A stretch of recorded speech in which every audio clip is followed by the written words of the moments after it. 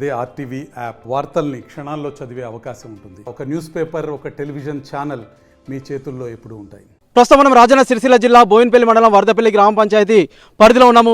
మధ్యమానేరు జలాశయానికి సంబంధించి వరదపల్లి అనుబంధ గ్రామం అయినటువంటి రాజన్నపేటకు ముంపు గ్రామానికి సంబంధించినటువంటి ఇళ్ల పరిహారంపై డిఎల్పిఓ నరేష్ అంతేకాకుండా సిరిసిల్ల తహసీల్దార్ మహేష్ అయితే విచారణ చేపట్టారు. 2015 నుంచి 2019 వరకు ఉన్నటువంటి కార్యదర్శులు అయితే పిలిపించడం జరిగింది. అంతేకాకుండా కొన్ని దరఖాస్తులు అయితే తీసుకోవడం జరిగింది. అంతేకాకుండా 2005 నుంచి 2022 వరకు ఉన్నటువంటి కార్యదర్శులు పిలిపించాలన్న ఒక ప్రతిపాదన సైతం రావడం జరిగింది. మనతో పాటు ఇప్పుడు వరదవెల్లి గ్రామ పంచాయతీకి సంబంధించినటువంటి కొంతమంది గ్రామస్తులు ఉన్నారు. అసలు ఏంటి వీరి సమస్య, ఈ ఇళ్ల పరిష్కారానికి సంబంధించి ఏం చేస్తే బాగుంటుంది అనేది ఒకసారి వీళ్ళ మాటలు తెలుసుకుందాం. ఏంటి సమస్య ఏంటి అసలు?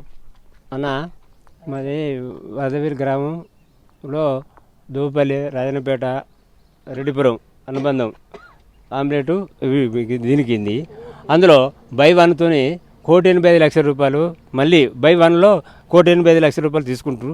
దానికి మేము వ్యతిరేకం. అంటే ఎవరు తీసుకుంటున్నారండి? ఏంటంటే 9 ఇండ్లు రాజనపాట ఎంత ఇడుగోళ్ళే మాలోళ్ళే. అంటే గతంలో తీసుకున్న వాళ్ళు మళ్ళీ తీసుకుంటున్నారు. చెప్పండి. మళ్ళీ తీసుకుంటారు. అదే అంతవరకు సాధ్యం కరెక్ట్ కాదు కదా. ఉన్నోడు పెడుతున్నారు అన్నది దానికి మేము వ్యతిరేకం. ఓకే. అంటే ప్రస్తుతం మీరు అధికారులతో మాట్లాడారా? ఏం చెప్తున్నారు అధికారులు? ఏమంటున్నారు అంటే, మీరు బయటకు ఉండి మేము తర్వాత మేము మాట్లాడతాం. 9 మంది రాలే మొన్న వచ్చినప్పుడు సర్వే, మళ్ళీ వచ్చినప్పుడు మళ్ళీ ఇప్పుడు చూద్దా మీరు బయటకు రాతపూర్వకంగా తీసుకొచ్చి ఇస్తే మేము పట్టించుకుంటామని సార్లు చెప్పారు. అందుకే మీరు వచ్చారు కనుక మీకు స్పందన ఇస్తున్నాం. ఓకే. అంటే గతంలో అయితే ఇప్పుడైతే అధికారుల దృష్టికి అయితే వెళ్ళడం జరిగింది. డిఎల్పిఓ నరేష్ గారు కావచ్చు, అంతేకాకుండా తహసీల్దార్ సిరిసిల్ల సంబంధించి మహేష్ సైతం విచారణ అయితే చేపట్టడం జరిగింది. 2015 నుంచి 2019 వరకు ఉన్నటువంటి కార్యదర్శులు అయితే పిలిపించడం జరిగింది. మరొక ప్రతిపాదన సైతం రావడం జరిగింది. 2005 నుంచి 2022 వరకు ఉన్న కార్యదర్శిని పిలిపిస్తే పూర్తి సమాచారం అయితే బయటకు వస్తేనైతే ప్రస్తుతం అయితే కొంత ప్రచారం అయితే కొనసాగుతుంది కదా. మరి దీనికి సంబంధించి ఇంకా ఏం చెప్తారు? మీతో ఎవరైనా మాట్లాడిరా? దీనికి సంబంధించి ఏమైనా చెప్పిరా మీకు? మేమేమన్నా అంటే టెంట్ వేసి బయట ఉండి మాట్లాడితే అందరికీ అవగాహన ఉంటుంది.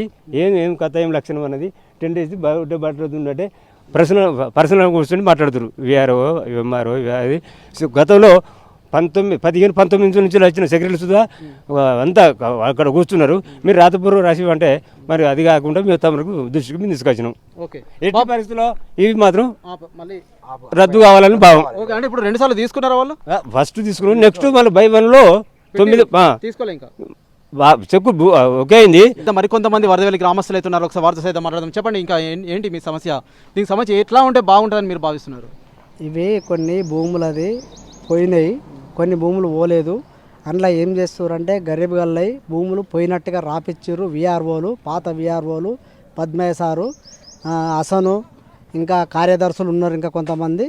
వీళ్ళందరినీ పిలిపించి ఇప్పుడు పబ్లిక్లో గ్రామ పంచాయతీలో మాట్లాడాలి. రాజన్నపేట ఏరియాలో ఒక 20 ఇండ్లకు అట్నే చేస్తుర్రు. పలాని ఈడి గంజయ్య, స్వామి, వీళ్ళందరూ అట్నే చేస్తుర్రు. ఎవరండి వీరు? ఈడు గంజయ్య కావచ్చు, స్వామి అనే వాళ్ళు అయితే ఎవరు? అంటే మాజీ సర్పంచ్, ఎంపీటీసీ వీళ్ళందరినీ గ్రామ పంచాయతీలో పిలిపించి ఇది అన్ని పేసులో మొత్తం ఇప్పియాలి. ఎందుకు వీళ్ళకి ఏం అవసరం సార్? అన్ని దోపిడీ దొంగతనాలు బయటపడతాయి సార్. ఇది ఎందుకంటే ఒక తాత ముత్తాతలు అమ్మిన భూములను రివర్స్గా పైసలు తీసుకుర్రు. వాళ్ళు అసలు దున్నుకున్న ఏం పైసలు లేవు, దున్నుకున్న వాళ్ళు ఏం పైసలు దొబ్బుతుర్రు. ఇల్లు దోపిడీ దొంగతనం చేశారు సార్. ఇది ఒక్కటి న్యాయం చేయమని నేను కోరుతున్నాను సార్. అంటే ఇప్పుడు వీరిపైన మీరు ఎవరికైనా ఫిర్యాదు చేసిరా? ఫిర్యాదు చేసినాం, ఆర్డీఓకి చేసినాం, ఆర్డీఓకి ఇచ్చినాం, ఎంఆర్ఓకి ఇచ్చినాం, అక్కడ డిప్యూటీ కలెక్టర్కి ఇచ్చినాం, ఎల్ఎండీలా అవి ఇచ్చినా కానీ మాకు డబ్బులు రాలేదు. మా పరిస్థితికి ఇట్లున్నది. వాళ్ళు ఏం చేస్తున్నారు అంటే రాకుండా చేసారు వీళ్ళు. అంటే ఏమంటున్నారు అధికారులు అయితే? ఏం చెప్తున్నారండి?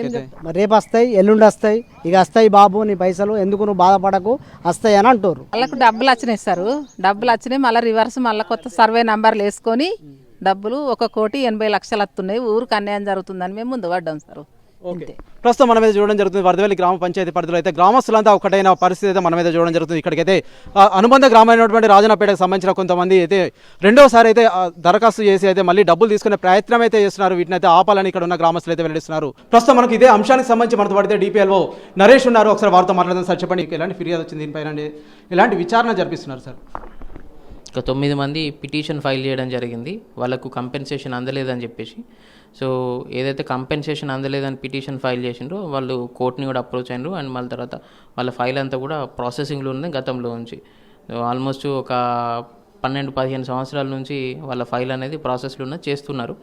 సో అంతలోపు ఏం జరిగిందనంటే కొంతమంది గ్రామస్తులు వీళ్ళ ఎవరైతే 9 మంది పిటిషన్ పెట్టుకున్నారో వాళ్ళ కంపెన్సేషన్ సంబంధించి కొంతమంది గ్రామస్తులు ఏం చెప్తున్నారు అంటే వీళ్ళ ఏదైతే పిటిషన్ ఉన్నదో అది జెన్యూన్ కాదు, వాళ్ళు ఆల్రెడీ గతంలోనే పొందిండ్రు, వాళ్ళు కంపెన్సేషన్ అనేది పొందిండ్రు, వీళ్ళు మళ్ళీ పొందడానికి ప్రయత్నిస్తున్నారని కొంతమంది గ్రామస్తులు అబ్జెక్షన్ రేజ్ చేసిండ్రు.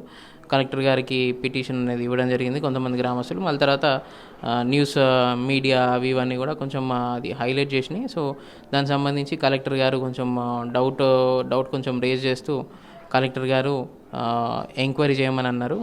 డిఎల్పిఓ నరేష్ నా పేరు. సో నన్ను మళ్ళీ తర్వాత సిరిసిల్ల తహసీల్దార్ గారికి ఇద్దరిని ఎంక్వైరీ చేయడానికి అని చెప్పేసి ఒక ఎంక్వైరీ కమిటీ వేసిండ్రు. సో ఆ ఎంక్వైరీ కమిటీ అనేది ఈరోజు విచారణ చేపట్టడం జరిగింది. సో విచారణలో కొన్ని విషయాలు తెలిసినాయి. ఇంకా కొంచెం విచారణ అది కొంచెం జరగాల్సి ఉంది, కొంచెం డెప్త్లో చూడాల్సి ఉన్నది, అది కొంచెం టైం పడుతుంది. సో అండ్ మళ్ళీ ఇప్పుడు వచ్చే వారము ఇవన్నీ భూభారతికి సంబంధించి గ్రామ సభలు అవి ఉన్నాయి.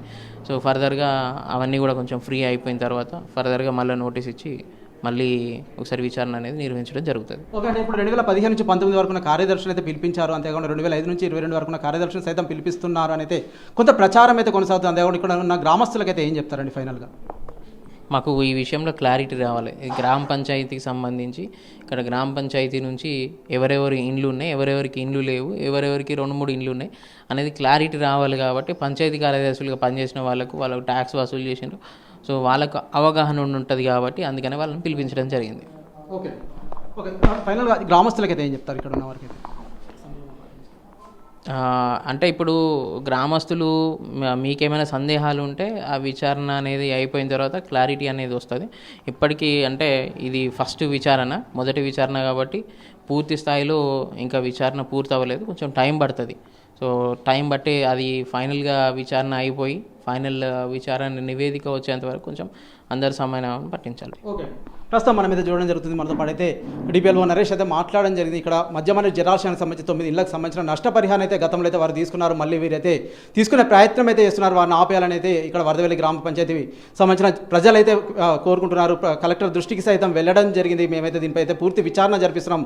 ఆ కాలంలో చేసినటువంటి కార్యదర్శులను అయితే పిలిపించడం జరుగుతుంది. ఇక్కడ ఉన్న ప్రజలు సైతం కొంత సంయమనం అయితే పాటించాలి. ఖచ్చితంగా మేమైతే అందరికీ న్యాయం జరిగేట్టే చూస్తామని అయితే అధికారి చెప్తున్న పరిస్థితి మనమైతే వరదవెల్లి గ్రామ పంచాయతీ పరిధిలో చూస్తున్నాం. దీనికి డిపిఎల్ఓ నరేష్తో పాటు సిరిసిల్ల తహసీల్దార్ మహేష్ అయితే ఇన్ఛార్జిగా ఉన్న పరిస్థితి మనమైతే చూడడం జరుగుతుంది. Over to studio. మరిన్ని వీడియోస్ కోసం ఛానల్ ని సబ్స్క్రైబ్ చేయండి. లేటెస్ట్ అప్డేట్స్ కోసం వాట్సాప్ ఛానల్ ని ఫాలో అవ్వండి. ఆ లింక్ డిస్క్రిప్షన్ లో ఉంది.